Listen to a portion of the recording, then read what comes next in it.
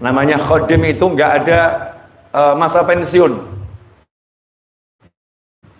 Ya, nggak ada masa pensiun. Harus terus khidmah. Man khodam khudim. Siapa yang mau melayani nanti akan dilayani. Siapa yang akan melayani?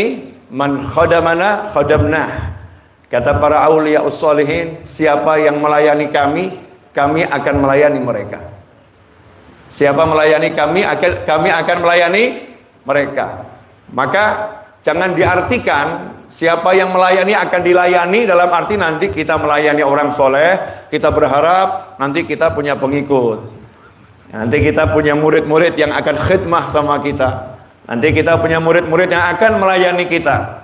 Berarti tujuan kita bukan Allah subhanahu wa ta'ala. Tujuan kita al-jah. Tujuan kita adalah kemegahan.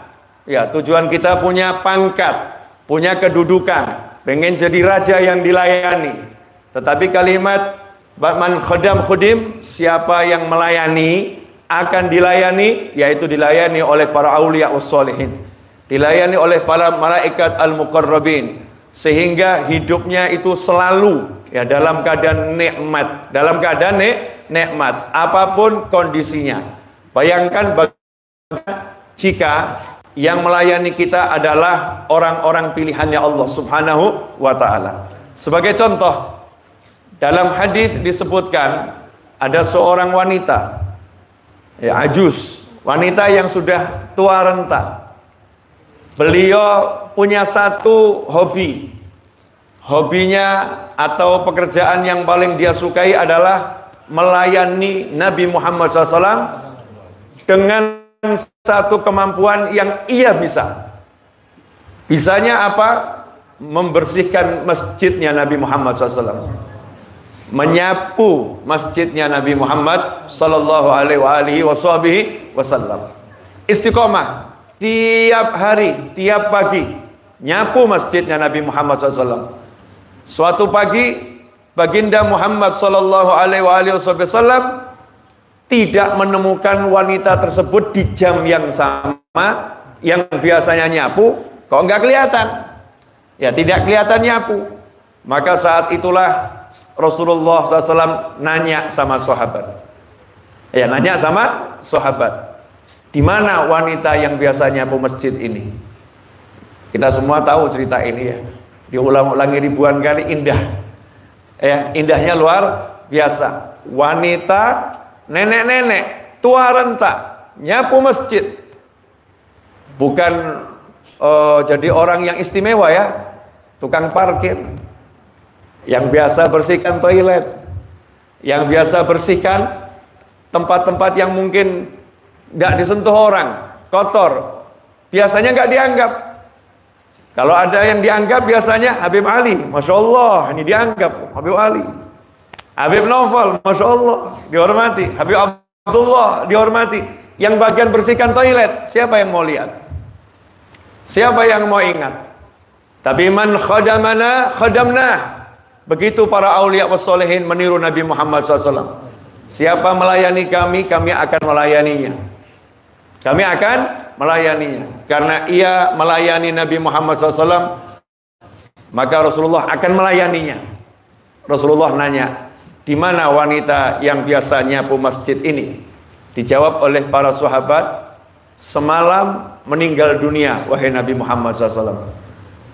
Rasulullah pun tampak terkejut, kaget. Kok saya nggak dikasih tahu? Kenapa saya tidak diberitahu wanita ini meninggal dunia? Artinya Nabi Muhammad SAW merasa berkepentingan untuk mengurus jenazahnya, merasa berkepentingan untuk menyolatkannya, dan Rasul merasa sedih. Kenapa sampai aku tidak mengurus jenazahnya, sampai aku tidak menyolatkannya? Orang ini ngabdi sama aku, orang ini khidmah sama aku, orang ini melayani aku. Maka sahabat pun mengatakan, wahai Nabi SAW, kami tidak ingin merepotkan engkau, karena malam-malam waktu istirahatnya Nabi Muhammad SAW, para sahabat sangat beradab pada Nabi Muhammad SAW. Karena Rasulullah hidupnya bersama para malaikat, hidupnya dengan malaikat Jibril, hidupnya dengan Allah Ta'ala. Sahabat takut kalau ngetuk pintu rumah Nabi, sementara Nabi Muhammad SAW lagi tawajjuh ilallah, lagi dapat wahyu dari Allah, lagi mendapatkan kalamullah, tidak mau mengganggu waktunya Nabi SAW karena tidak tahu apa yang sedang dialami oleh Nabi Muhammad SAW. Kami sudah bereskan wahai Nabi SAW, udah kami makamkan. Sebetulnya cukup Rasulullah angkat tangan kemudian mendoakan Allah maghfirlaha warhamha wa'afiha wa'afu anha wa akrim nuzulaha dan seterusnya. Cukup doa Nabi. Tapi itu tidak dilakukan oleh Nabi Muhammad SAW. Rasul berkata kepada sahabat, tunjukkan aku di mana makamnya dan hantarkan aku ke sana. Nyapu masjid. Rasul minta ditunjukkan makamnya, minta dihantarkan. Maka sahabat pun menghantarkan Nabi Muhammad SAW ke makam wanita solihah tersebut, sahabiyah. Rasul pun kemudian mensolatkan jenazahnya di pemakaman tersebut. Inilah menjadi hukum dalam ilmu fikih, tidak ada solat ghaib untuk orang yang tinggal di satu kota. Harus solatnya hadir. Ya, solatnya hadir. Kalau nggak hadir depan jenazahnya, ya pergi ke makamnya. Disolatkan langsung oleh Nabi Muhammad SAW setelah dimakamkan, disolatkan. Bayangkan wanita ini langsung Rasul doakan Allahumma gfirlaha.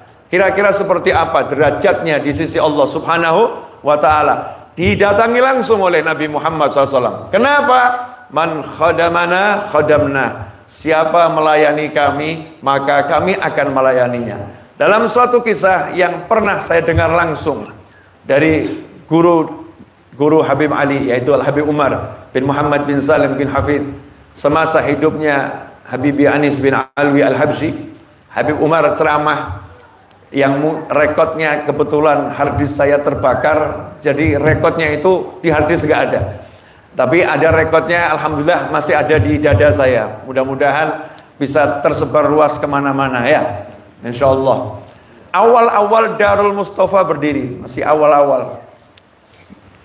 Di situ ada orang-orang yang khidmah, tugasnya beda-beda. Ada yang tugasnya masak, ya, ada yang tugasnya bagian bersih-bersih, ada yang tugas cuci pakaian. Tapi sesama khodim ini, sesama orang-orang yang khidmah itu punya persahabatan. Salah satu khodim meninggal dunia.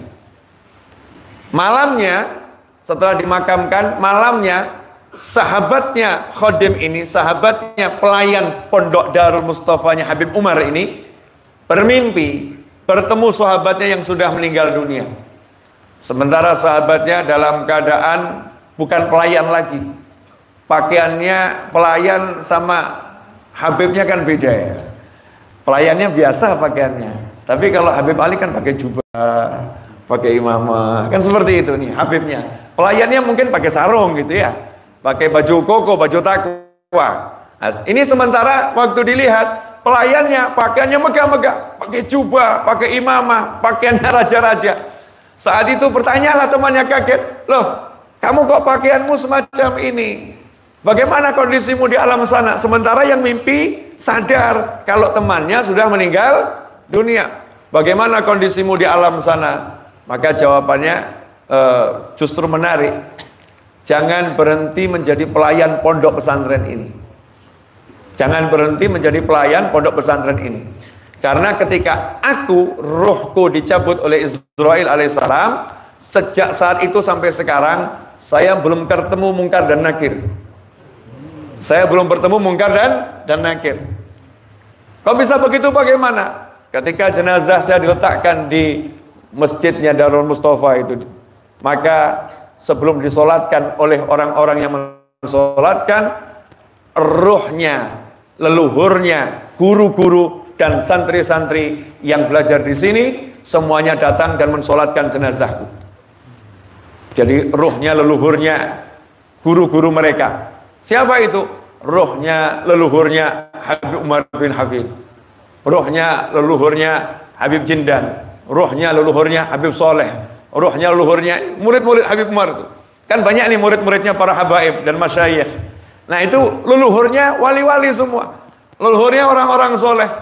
Nah arwah leluhurnya ini datang mengucapkan terima kasih kepadaku karena selama ini melayani cucu-cucunya. Selama ini mengabdi untuk melayani cucu-cucunya. Maka mereka semua mensolatkan jenazahku. Setelah itu mereka mengajak ruhku pergi ke alam barzah, mengelilingkan aku di alam barzah. Dan sampai hari ini walaupun aku sudah dimakamkan, Mungkar dan Nakir gak nanya aku soal kubur. Nah, ada orang yang nanya, kok bisa ya orang lolos dari pertanyaan Mungkar wa Nakir. Nah, jangankan Mungkar wa Nakir, yaumul hisab, itu yang langsung Allah yang nanya. Ada orang-orang yang masuk surga bidunil hisab, tanpa diperhitungkan oleh Allah subhanahu wa ta'ala. Itu orang-orang yang istimewa.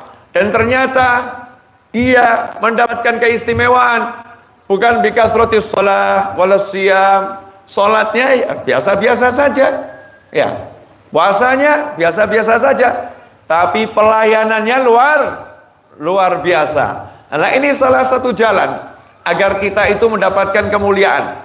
Karena kalau kita mau lihat salat kita, Masya Allah, masing-masing di antara kita sadar nilai salatnya sendiri. Mau lihat puasa kita, masing-masing di antara kita sadar nilai puasanya sendiri. Tapi Allah buka satu pintu yang istimewa yang membuatkan kita bisa mencapai derajat yang mulia. Anta ma'aman ahbabta. Kamu bersama orang-orang yang kamu cintai. Kalau kita mencintai seseorang, maka kita akan dimasukkan dalam kelompoknya. Karena itulah para ulama mengajarkan anak cucunya untuk selalu punya rasa cinta kepada para wali. Rasa cinta kepada orang-orang yang soleh.